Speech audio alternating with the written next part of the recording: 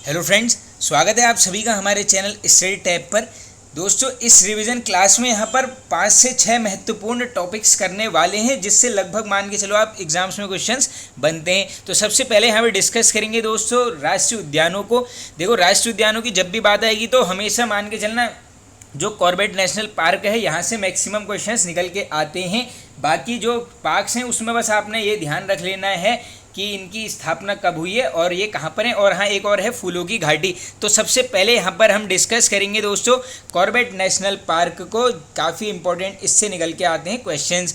पहला क्वेश्चन निकल के आएगा। देखो, ये क्या है, यहाँ पर देश और एशिया का प्रथम नंबर का नेशनल पार्क है। इस बात को आप बिल्कुल यहाँ पर कर लेना नोट। अब देखो कैसे स्टार्ट होंगे क्वेश्चंस। नंबर 1, गठन कब हुआ?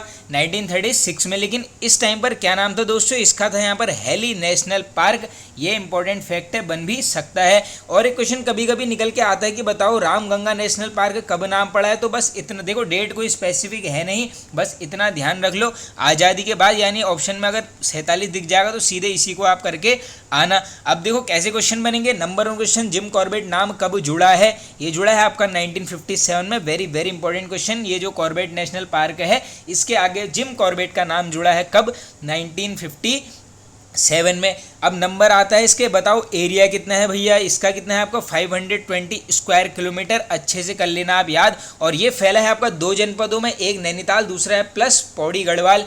और अगर ऐसा पूछ लेंगे कि इसका क्षेत्रफल किस जनपद में ज़्यादा है, उस केस में आपने आंसर करना पड़ेगा यहाँ पर पौड़ी गढ़वाल। ये अलग से बता रहा हूँ, बिल्कुल इसको कर लेना आप नोट। बाकी देखो, एक क्वेश्चन ये बनेगा कि बताओ इसका प्रवेश द्वार कौन सा है? तो ये है आपका रामनगर में पड़ता है। प्रॉपर प्लेस नोट करो, ये है आपका ढिकाला। ये क्वेश्चन ऑलरेडी उत्तराखंड में बना हुआ है। अब इसके अलावा देखो, इसके मध्य में एक दून भी स्थित है, इसका नाम भी नोट कर लो, हो सकता है पूछ लें। ये है आपका यहाँ पर पाटली। दून किसके मध्य में है पूछेंगे। ये है आपका कॉर्बेट नेशनल पार्क। और इसी के किनारे से एक नदी बहती है दोस्तों, जिसका क्या नाम है यहाँ पर? पूर्वी रामगंगा। ये क्वेश्चन भी ऑलरेडी बना हुआ है उत्तराखंड में। अब देखो यहाँ से जो है 2 से 3 क्वेश्चंस निकल के आते हैं जो लास्ट में बनते हैं।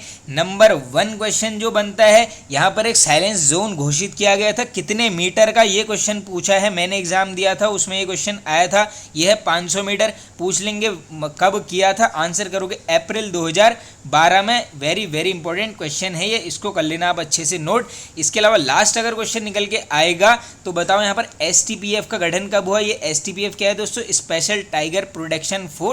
ये होता है यहाँ पर 2013 में। तो इतने क्वेश्चन है यहाँ पर इससे सफिशिएंट। दूसरा इंपॉर्टेंट नेशनल पार्क जहाँ से क्वेश्चंस बनते हैं वो क्या है आपका दोस्तों? वैली ऑफ फ्लावर्स यानी फूलों की घाटी नेशनल पार्क। इसमें पहले अलग से पॉइंट नोट कर लो, इसको राष्ट्रीय उद्यान घोषित किया है 1982 में। लेकिन इसके लिए हमें क्या समझना पड़ेगा? पूरा फूलों की घाटी को। अब जितने क्वेश्चन फूलों की घाटी से बनते हैं उनको यहाँ पर करते हैं पहले कवर। देखो कैसे कैसे क्वेश्चंस आप सभी के लिए बनेंगे। 2 पर्वतों के बीच में है, नाम पूछ लेते हैं। एक है आपका नर, दूसरा है आप यहाँ पर गंध मादन। ये अलग से नोट कर लेना, क्वेश्चन बार बार रिपीटेड है। और इसी में पूछ लेंगे मध्य से कौन सी नदी बहती है? तो देखो फूलों की घाटी है, फूल का दूसरा नाम क्या होता है? पुष्प। तो ये है आपके यहाँ पर पुष्पावती नदी। ये भी इंपॉर्टेंट क्वेश्चन है, ये भी काफ़ी बार बनते रहता है। अब इसके अलावा देखो खोज, सिंपल सा क्वेश्चन है, फ्रैंक स्माइथ ने की थी। पूछेंगे कब की थी? 1931 में। ये भी रिपीटेड रहता है। अब इसमें इसका एरिया पूछ लेंगे दोस्तों, ये है आपका 87.5 स्क्वायर किलोमीटर। इसको भी अच्छे से कर लेना नोट, ये भी बिल्कुल बनते रहता है। अब यहीं से निकल के आता है, एक बुक लिखी है फ्रैंक स्माइथ ने, क्या नाम है? The valley of flowers. किसके द्वारा रचित है? ये है आपकी फ्रैंक स्माइथ के द्वारा। अब इसमें एक टफ क्वेश्चन निकाल के अगर पूछेंगे कि जो फ्रैंक स्माइथ है जब वापस गया तो कितने पुष्प बीज अपने साथ ऑस्ट्रेलिया लेकर गया था? तो ये थी आपकी 250 किस्म की पुष्प बीज हैं। ये 250 आंकड़े को कर लेना याद, ऑप्शन में वहाँ पर आपको देखने को मिल भी सकता है। अब इसके अलावा देखो यूनेस्को ने इसको विश्व धरोहर घोषित किया है। पूरी डेट बनेगी एग्जाम में बिल्कुल। ये है आपका 14 जुलाई 2005 को, इंपॉर्टेंट डेट है, पूरी डेट कर लेना इसमें याद। इसके अलावा देखो डायरेक्टली पूछ लेंगे स्कंद पुराण में क्या बोला गया है? ये आपका नंद कानन। ये अलग से नोट करो किसमें बोला गया है? स्कंद पुराण में। अब इसी प्रकार देखो महाकवि कालिदास ने भी इसको कुछ ना कुछ बोला है तो बन सकता है दोस्तों। किस में बोला है पूछेंगे, ये है मेघदूत में। किस नाम से संबोधित है, ये है यहाँ पर अलका। अच्छे से कर लेना इस फैक्ट को भी नोट। अब इसके अलावा देखो कुछ उपनाम बता देता हूँ जो फूलों की घाटी के। नंबर 1 है केदारजू, सेकंड बैकुंठ, भ्युंडार, पुष्पावली और लास्ट है आपका फ्रैंक स्माइथ की घाटी। इंपॉर्टेंट है, ये भी बन सकता है। अब इसके अलावा देखो एक यहाँ पर आई थी महिला, नाम है मार्गरेट लेग, समाधि भी इसी की है। पूछेंगे कब आई थी, ये आई थी आपकी 1939 में। इंपॉर्टेंट है, इसको भी कर लेना आप नोट। बाकी देखो फूलों के खिलने का समय भी पूछा जा सकता है, ये है आपका जुलाई से लेके अक्टूबर तक। समुद्र तल से ऊंचाई पूछेंगे, ये है आपकी 3600 मीटर। बिल्कुल इंपॉर्टेंट फैक्ट है, इसको भी कर लेना आप नोट। अब चलते हैं आगे नेक्स्ट नेशनल पार्क की तरफ। अब देखो सबसे पहले बनता है कॉर्बेट पार्क, उसके बाद जाओगे तो दूसरा है, ये है आपका गोविंद राष्ट्रीय उद्यान। ये डायरेक्टली पूछ लेंगे कब बना है, 1980 में। इसका क्षेत्रफल भी नोट कर लो, ये है आपका 472 स्क्वायर किलोमीटर। जनपद पूछेंगे उत्तरकाशी। लेकिन अगर संचालन पूछ लेंगे इसका, ये कौन करता है, आपका राजा जी नेशनल पार्क देहरादून द्वारा ये यहाँ पर किया जाता है। इसको अलग से कर लेना आप नोट। अब इसके अलावा अगला आएगा आपका नंदा देवी नेशनल पार्क। कब बना है, 1982 में है। और इसका एरिया भी इंपॉर्टेंट है, 642 स्क्वायर किलोमीटर। बाकी सभी को पता होगा दोस्तों, इसका मुख्यालय पड़ेगा जोशीमठ में। वैसे है ये चमोली जनपद में, मुख्यालय अलग से याद कर लो नंदा देवी राष्ट्रीय उद्यान का, ये है आपका जोशीमठ में। इसके अलावा इसी के साथ बन जाता है फूलों की घाटी, उसको तो हमने कर लिया है यहाँ पे डिस्कस। और वो सबसे छोटा है, इसलिए मैंने आपको वहीं पर उसका एरिया भी बता दिया था कितना है, 87.5 स्क्वायर किलोमीटर। इसके बाद कौन सा बनेगा, एक वर्ष बाद बनेगा राजा जी नेशनल पार्क। कब बनेगा, 1983 में। एरिया इंपॉर्टेंट है काफ़ी, ये है आपका 820.42 स्क्वायर किलोमीटर। और ये है आपका 3 जनपदों में फैला, इसको भी नोट करो, देहरादून प्लस पौड़ी प्लस हरिद्वार। लेकिन मुख्यालय पूछ लेंगे, ये है यहाँ पर देहरादून में। इंपॉर्टेंट फैक्ट है, इसको भी कर लेना आप नोट। लास्ट बनेगा आपका दोस्तों गंगोत्री राष्ट्रीय उद्यान। कब बनेगा, 1989 में। और ये है सबसे बड़ा, तो इसका एरिया नोट कर लो, ये है आपका 2390 वर्ग किलोमीटर। ये भी इंपॉर्टेंट फैक्ट है। अब इसके अलावा बात कर लेते हैं यहाँ पे वन्यजीव विहार की। ये शायद एक एग्जाम में क्वेश्चन अभी लेटेस्ट बना है कि बताओ कितने वन्यजीव विहार है। आंसर था उसका 7। अब कैसे कैसे हैं, नंबर 1 कौन सा बना है, ये है आपका गोविंद वन्य जीव विहार। कब बना है पूछेंगे, 1955 में। उत्तरकाशी जनपद में है, सबको पता है। एरिया नोट कर लो, 485 स्क्वायर किलोमीटर बन भी सकता है एरिया। सेकंड आएगा आपका इंपॉर्टेंट दोस्तों, वो है यहाँ पर केदारनाथ वन्य जीव विहार। ये केदारनाथ वाले से कुछ क्वेश्चंस आते हैं। कब बना है, 1972 में। इसका वो पूछ लेंगे आपसे, एरिया बताओ। ये है आपका 957 स्क्वायर किलोमीटर। 2 जनपदों में है, एक है चमोली प्लस दूसरा है यहाँ पर रुद्रप्रयाग जनपद। थर्ड आएगा दोस्तों आपका यहाँ पर अस्कोट वन्य जीव विहार। स्थापना काफ़ी बनते रहती है, 1986 पिथौरागढ़ जनपद में है। एरिया पूछ लेंगे 600 स्क्वायर किलोमीटर, इसको भी कर लो नोट। अगला आएगा आपका चौथा, ये है आपका दोस्तों सोना नदी वन्य जीव विहार। कब बना है, 1987 में। एरिया कितना है, 301 स्क्वायर किलोमीटर। पौड़ी गढ़वाल जनपद में ये फैला है। फिफ्थ है, इजी हो जाएगा, विंसर वन्य जीव विहार। कब बना, 1988 में। अल्मोड़ा जनपद में है। एरिया बन सकता है, ये है आपका 47 स्क्वायर किलोमीटर। अब देखते हैं 6th नंबर का दोस्तों। 6th बना था आपका मसूरी वन्य जीव विहार। कब पूछेंगे, 1993 में। ये है सबसे छोटा, इसको नोट कर लो, 11 वर्ग किलोमीटर में फैला है। और ये कभी पूछ लेंगे कि माउंटेन क्वेल किसका प्राचीन नाम था। देखो माउंटेन क्वेल बोले तो पहाड़ी बटेर, ये भी यहीं फेमस है, यहाँ मिल जाएगी आपको। और लास्ट है आपका नंदौर वन्य जीव विहार। कब बना, 2012 में बना। इंपॉर्टेंट है इसका एरिया, ये है आपका 270 square kilometre. Nainital plus Udham Singh Nagar 2 जनपदों में अपना भाग शेयर करता है। इतने फैक्ट हैं यहाँ पर नोट। अब तीसरा करेंगे इंपॉर्टेंट दोस्तों, जो भी वन संरक्षण आरक्षित क्षेत्र हैं, यहाँ से भी क्वेश्चन निकल के आते हैं। सबसे पहला है आपका आसन वेटलैंड। कब हुआ, 2005 में। एरिया कितना है, 440 वर्ग हेक्टेयर में है। जनपद है आपका देहरादून। सेकंड है आपका दोस्तों झिलमिल वेटलैंड। ये भी कब हुआ है, 2005 में। एरिया इसका बन सकता है 3783। कहाँ पर है, हरिद्वार जनपद में। थर्ड है आपका दोस्तों यहाँ पर पावलगढ़ वेटलैंड। ये कब बना है, 2012 में।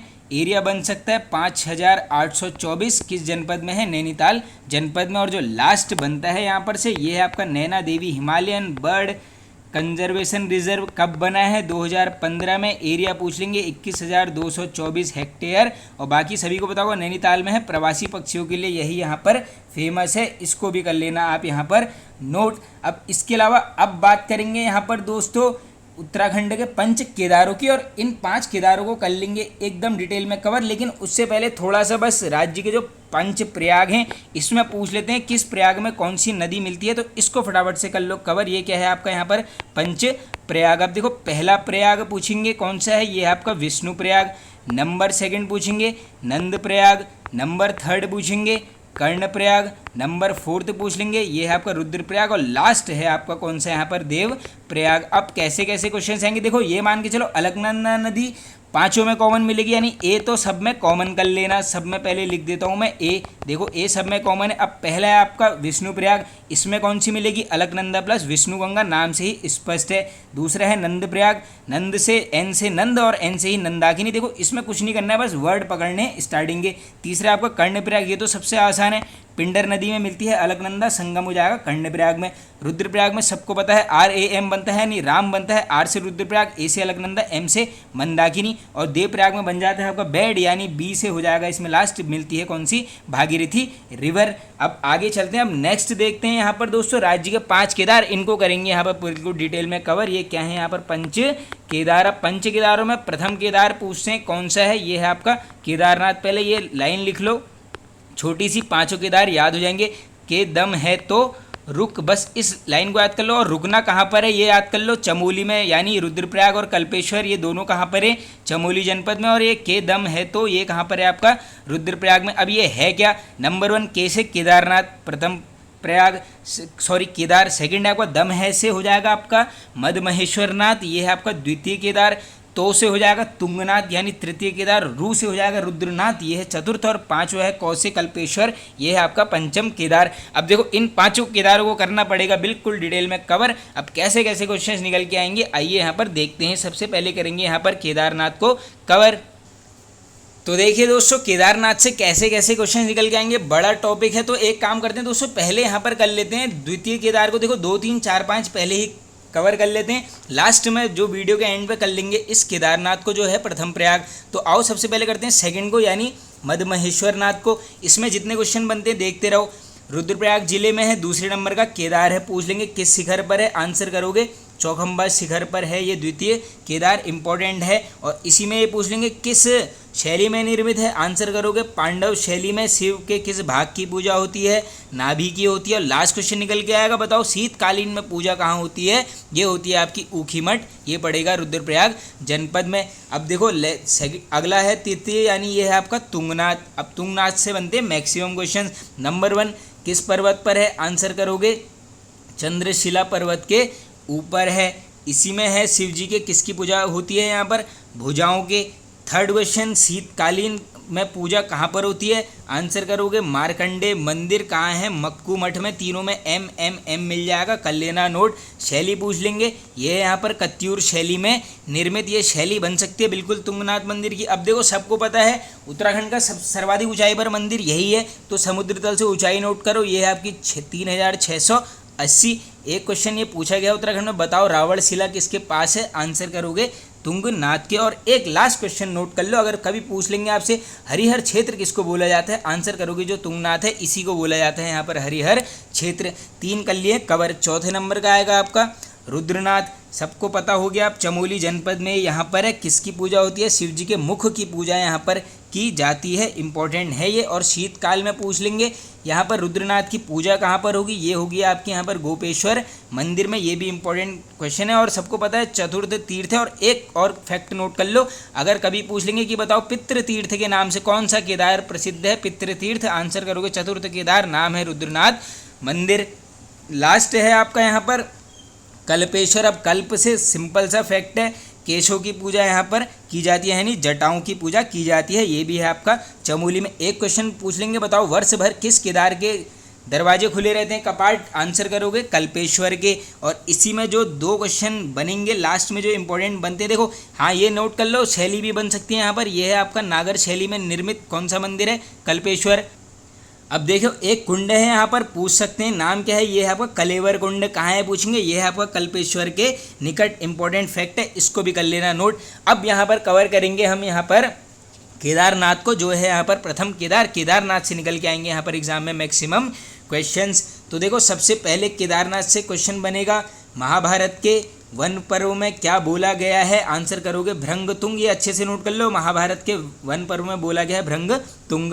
रुद्रप्रयाग जिले में है, 12 ज्योतिर्लिंग में से एक है, शिव जी के पिछले भाग की पूजा यहाँ पर की जाती है। ये बिल्कुल सिंपल से फैक्ट है। अब देखो कैसे कैसे क्वेश्चन निकल के आएंगे। नंबर 1 बताओ जीर्णोद्धार किसने करवाया, ये कौन कराते हैं आपके आदि गुरु शंकराचार्य जी। फैक्ट को कर लो नोट, काफ़ी बार बनते रहता है। इसके अलावा देखो केदारनाथ के रक्षक देवता पूछ लेंगे, ये हैं आपके भैरव देवता, ये क्वेश्चन भी पूछा जाता है। इसके अलावा अगर पूछ लेंगे समुद्र तल से ऊंचाई बताओ, तो सबसे ऊंची है, ये नोट कर लो 3584 मीटर, एग्जाम में पूछा जाता है। अब इसी में पूछ लेंगे बताओ इस मंदिर समिति का मुख्यालय कहाँ है, आंसर करोगे कहाँ पर है, ऊखीमठ में। अब 2 क्वेश्चन आएंगे कन्फ्यूजन क्रिएट करने वाले, यहीं पर मैं क्लियर करा देता हूँ। सिंपल क्वेश्चन पूछेंगे बताओ मंदिर समिति का गठन कब हुआ है, आंसर करोगे 1948। इसी में एक क्वेश्चन निकल के आएगा बताओ केदारनाथ प्लस बद्रीनाथ मंदिर अधिनियम कब पारित हुआ, वेरी वेरी इंपॉर्टेंट क्वेश्चन, ये होता है आपका 1939 में। इस फैक्ट को भी कर लेना आप यहाँ पर नोट। बाकी देखो शैली में निर्मित है, कौन सी शैली है, ये है आपकी कत्यूरी शैली निर्मित, इंपॉर्टेंट क्वेश्चन है, बन भी सकता है। अब इसके अलावा देखो सभी को पता होगा जो रावल कहा जाता है यहाँ के पुजारी को, जो मैसूर से संबंधित है, जंगम ब्राह्मण इनको बोला जाता है। बाकी देखो कपाट खुलने की तिथि भी पूछी जाती है, तो ये खुलती है आपकी महाशिवरात्रि के दिन खुलते हैं यहाँ पर कपाट। और बंद पूछ लेंगे कब होते हैं, तो ये होते हैं आपके दोस्तों भाई दूज, जो दीपावली के टाइम पर यहाँ पर मनाया जाता है। अब इसके अलावा देखो जीर्णोद्धार मैंने आपको बताया था आदि गुरु शंकराचार्य जी ने। दूसरा क्वेश्चन ये बनेगा, देखो कंफ्यूज नहीं होता है, पुनर्निर्माण अलग चीज़ है, जीर्णोद्धार अलग चीज़ है। पुनर्निर्माण पूछेंगे आप आंसर करोगे रानी अहिल्याबाई होलकर। आई होप आप सभी ने ये नाम यहाँ पर सुना होगा। तो इतने फैक्ट यहाँ पर सफिशिएंट हैं। तो दोस्तों देखो ये वीडियो यहाँ पर एंड होता है। अब नेक्स्ट वीडियो में फिर से कुछ इंपॉर्टेंट टॉपिक्स को उत्तराखंड के यहाँ पर डिस्कस करेंगे। तो ओके फ्रेंड्स, थैंक यू।